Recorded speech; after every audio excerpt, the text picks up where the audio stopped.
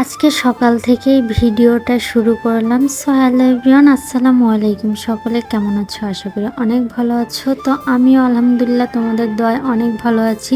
তো সকালবেলা ঘুম থেকে উঠেই ভাবলাম যে আজকে একটু ভিডিও করি, সারাদিন কি করব। আর এইদিকে যেহেতু ধান কাটাকাটি শুরু হয়েছে আর প্রচণ্ড পরিমাণে বৃষ্টিও শুরু হয়েছে, যেমন গরম তেমন বৃষ্টিও হচ্ছে। তো সকালবেলা ঘুম থেকে উঠেই দেখলাম যে বাইরে প্রচণ্ড পরিমাণে রোদ উঠেছে। আর সকালবেলা ভাবলাম যে আজকে একটু কাজ করা যাক। বাড়িতে সারাদিন বসে বসে একদমই বোর লাগে, আর কাজ করলে মনটাও ভালো থাকে। তো সকালবেলা ঘুম থেকে উঠে আমি আমার রুমটাকে সুন্দরভাবে ক্লিন করে নিলাম, দেন বিছানাটা গুছিয়ে নিলাম। তারপরে সব কিছু যেহেতু অগোছালো হয়েছিল, তাই ভাবলাম যে সব কিছু সুন্দরভাবে পরিপাটি করে গুছিয়ে রাখি। আর আমার ঘর গোছাতে অনেক বেশি ভালো লাগে। সব কিছু গোছানো থাকলে মনটাও কেন জানি ভালো থাকে, মনটা এক কথা ফুরফুরা থাকে, মেজাজ ভালো থাকে।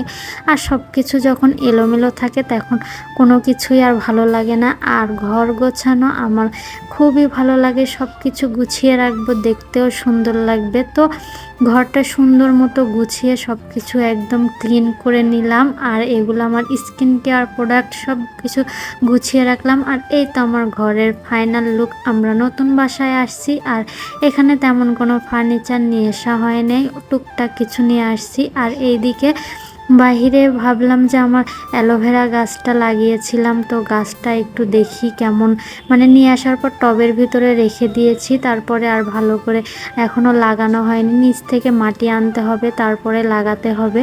তো সব কিছু গোছানোর পর গাছটাকে একটু সুন্দর মতো সাইডে রেখে দিয়ে আসার পরে এদিকে আমি রান্না শুরু করে দিলাম। আর আজকে হচ্ছে আতিকও বাসায় ছিল না, তো ভাবলাম যে বাসায় যেহেতু আমি একা একা আছি, তো আজকে আলু ভর্তা আর ডাউল রান্না করা যাক। কি আর বলবো, আমার আগে ডাউল খেতে খুবই ভালো লাগতো, বাট এখন কেন জানি ডাউল খাইতে অনেক বেশি প্যারা লাগে।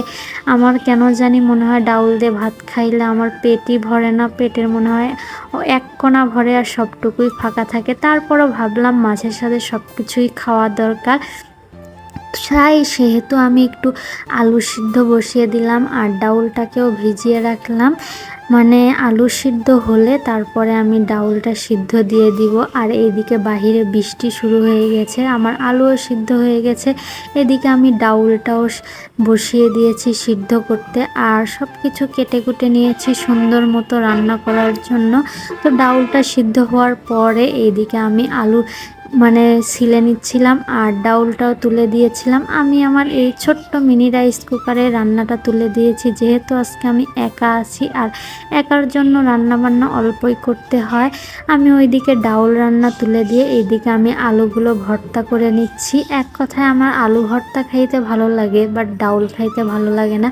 তারপর রান্না বান্না শেষ করে আমি দুপুরবেলা এই তো ডাউল আর আলু ভর্তা দিয়ে খেতে বসে গেছি, যেহেতু একা একা ছিলাম। আর একা থাকলে তাড়াতাড়ি খাইতে হয়, ক্ষুধাও লাগে। তারপর সন্ধ্যার পর ভাবলাম একটু বাহিরে যাই, তো বাহিরে আসলাম আমরা সেই অ্যালোভেরা গাছটা লাগানোর জন্য মাটি নিতে। তো মাটি নিয়ে চলে আসছি, এদিকে আতিক গাছটাকে সুন্দরভাবে লাগাচ্ছিল। আর আমরা বাসার নিচ থেকে কিছু পাথরও নিয়ে আসছি মাটির ওপরে। এক কথায় অ্যালোভেরার গাছের গোড়ায় পাথরগুলো দিলে অনেক সুন্দর লাগবে দেখতে। তো এটাই ছিল আজকে আমার ছোট্ট একটি ব্লগটা তোমাদের কেমন লাগলো অবশ্যই জানাবে, এবং লাইক কমেন্ট শেয়ার করে দিবে। আল্লাহ।